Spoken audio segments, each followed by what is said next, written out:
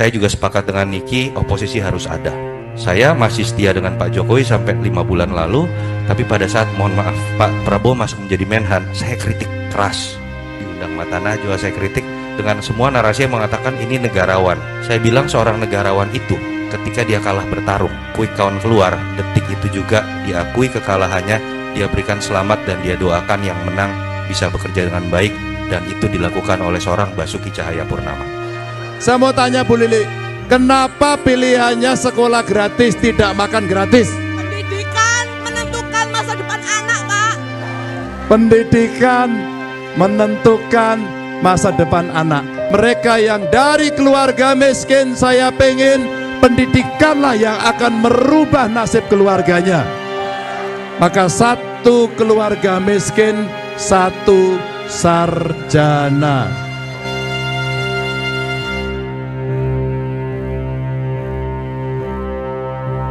Nah, di sini ada momen yang cukup lucu sekali ya, yaitu ketika Ade Armando di sini, yaitu menjelaskan bahwa dukungan antara paslon 1 dan juga paslon 03 yang kemungkinan akan bersatu. Nah, di sini jawaban dari penonton di sini menurut saya sangat mengejutkan sekali, dan bahkan di situ dibuat Ade Armando langsung terdiam. Seperti ini videonya.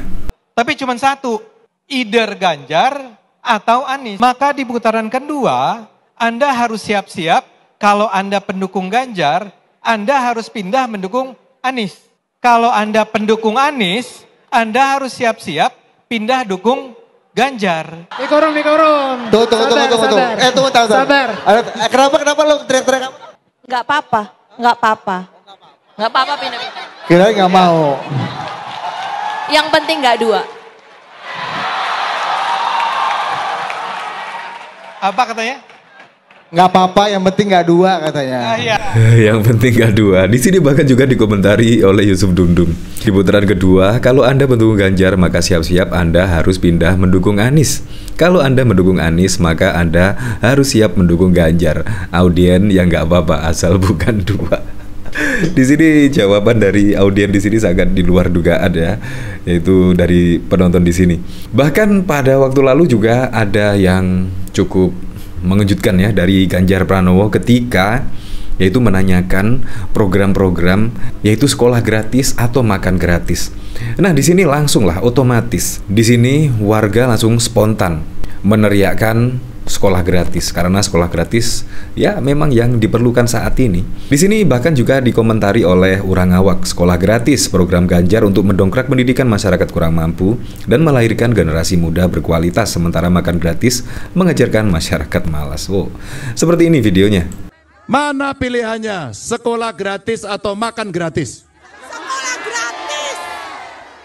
Saya mau tanya Bu Lili, kenapa pilihannya sekolah gratis tidak makan gratis? Pendidikan menentukan masa depan anak, Pak. Pendidikan menentukan masa depan anak. Itu adalah masa depan anak-anak bangsa. Maka sekolah gratis betul menjadi cita-cita kita semuanya. Saya berasal dari orang tidak mampu, waktu sekolah juga ngutang, bahkan pernah terlibat rentenir untuk membayar kuliah. Orang tua saya berjuang bagaimana anaknya. Itulah kenapa 12 tahun minimal harus gratis. Kalau sudah gratis seperti Bu Lili tadi, mereka yang dari keluarga miskin, saya pengen pendidikanlah yang akan merubah nasib keluarganya.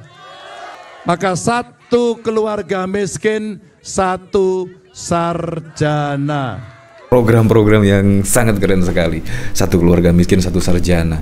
Karena disitulah yaitu bisa membentuk SDM berkualitas dan bisa mengangkat derajat keluarganya. Menurut saya seperti itu. Di sini saya juga penasaran, kira-kira komentar-komentar dari para netizen seperti apa ya di sini. Dari dulu sekolah udah gratis kali. Mereka milih sekolah gratis berarti mereka udah cerdas mau sekolah. Ya, sekolah gratis tapi di sini ditambahi sama Ganjar Pranowo yaitu sekolah gratis plus, yaitu satu keluarga miskin di situ yaitu satu sarjana. Menurut saya itu program yang sangat keren sekali ya, dan bisa meningkatkan rasio pendidikan tinggi di Indonesia. Apalagi kalau kita lihat pada waktu lalu ya, rasio pendidikan tinggi di Indonesia itu sangat rendah sekali. Dimana semoga saja program Ganjar di sini bisa meningkatkan rasio pendidikan tinggi di Indonesia. Nah, pada waktu lalu memang ada video yang viral ya, yaitu pernyataan dari Prof. Mahfud MD. Prof. Mahfud MD pada waktu lalu menyatakan yaitu membiarkan anak tidak berakhlak ya, kurang lebih seperti itu, dan bahkan juga dipelintir-pelintir kemana-mana. Dan akhirnya di sini pun dijelaskan lagi, diklarifikasi lagi oleh Pak Mahfud MD. Seperti ini videonya. Itu konteksnya, ada yang tanya dalam pertemuan seperti ini, Pak gimana Pak kalau ibu melahirkan anak tidak berakhlak? Nah saya bilang, ya dosa kita kalau membiarkan ibu itu melahirkan anak tidak berakhlak. Kita yang dosa, bukan ibunya yang dosa. Oleh sebab itu saya katakan, ibu-ibu itu harus diberi pekerjaan yang layak. Jangan sampai kerja pagi sampai sore, upahnya tidak layak, tidak dilindungi oleh negara. Sehingga anaknya sesudah dilahirkan dibiarkan, tidak dididik, kadang masuk ke tempat-tempat gelap dan menjadi tidak berakhlak. Oleh sebab itu kami katakan besok perlindungan ibu-ibu itu dari sudut ketenaga kerjaan akan kita beri perhatian untuk lebih sejahtera agar anak-anak itu bisa dididik dengan baik dan berakhlak. Nah, jadi yang berdosa adalah ya negara, pemerintahan kalau ada anak yang tidak berakhlak. Nah, dari sini saya juga penasaran kira-kira komentar-komentarnya seperti apa ya. Daripada dukung Anies, mending saya golput. Fokus ke pemenangan Ganjar aja dulu. Kompetisi belum mulai, dak letoy duluan. Itu kan audien. Intinya sekarang itu musuh banyak masyarakat yang bersuara asal bukan dua. Sampean belum apa-apa juga sudah golput. Pada lupa kali ya kalau kalian itu penjaga NKRI dari serangan khilafah. Sekarang mengusungnya kalian halalkan asal Ganjar bisa menang. Sah-sah saja, tapi kalau aku tetap asal jangan 01. Itu lebih mengerikan menurutku. Ya, banyak yang seperti itu. Kalau dibalik pertanyaannya, misalkan 02 nggak lolos putaran 2, udah menyiapkan pilihan mau kemana sih? Iya, di sini pertanyaan yang sangat masuk akal sekali. Tiba-tiba 02 tidak lolos di putaran kedua misalnya, yaitu ternyata yang lolos putaran kedua 01 dan 03. Nah, kira-kira AA ini mau kemana? Pastilah ke Ganjar kalau menurut saya ya. Nah, di sini dari Aandin, nggak apa-apa dukung Pak Anies, minimal ada kerjanya, walaupun kinerjanya nggak maksimal, paling pembangunan melambat daripada milih 02 malah mundur jauh. Ratusan tahun ke belakang, hukum dipermainkan, kebebasan berpendapat terancam. Ya. Propaganda 02, fokus pemenangan Ganjar Pranowo 1 putaran. Kalau yang masuk putaran kedua adalah Ganjar dan Anies, si Ade bakal dukung siapa? Terlalu sombong.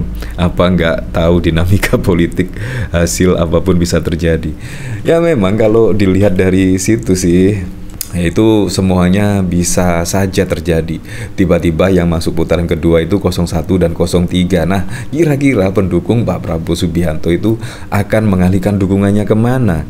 Ke 03 kah atau ke 01 kah? Nah, di sini juga perlu dicermati ya di sini. Ya, perlu diantisipasi. Siapa tahu ternyata tidak masuk putaran kedua. Ya, siapa tahu. Jadi ya perlu diantisipasi lah pokoknya. Nah, di sini juga ada video yang menurut saya cukup keren sekali dari Yunarto Wijaya. Seperti ini.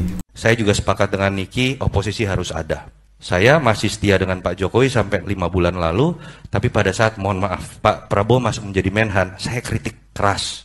Diundang Mata Najwa saya kritik dengan semua narasi yang mengatakan ini negarawan. Saya bilang seorang negarawan itu ketika dia kalah bertarung, quick count keluar, detik itu juga diakui kekalahannya, dia berikan selamat dan dia doakan yang menang bisa bekerja dengan baik, dan itu dilakukan oleh seorang Basuki Cahayapurnama. Tapi bukan oleh seseorang yang pernah 2 kali kalah dalam Pilpres, tidak menerima hasil quick count, lalu kemudian disebut negarawan ketika diberikan jabatan strategis bukan hanya buat dirinya, tapi juga buat beberapa petinggi partainya. Itu buat saya transaksi politik, bukan negarawan. Nah, gimana menurut Anda? Yaitu dari statement Yunarto Wijaya. Menurut saya juga cukup masuk akal sekali. Kalau memang negarawan di situ, pasti juga akan menerima hasil quick count dan mengucapkan selamat kepada Presiden Joko Widodo pada waktu lalu.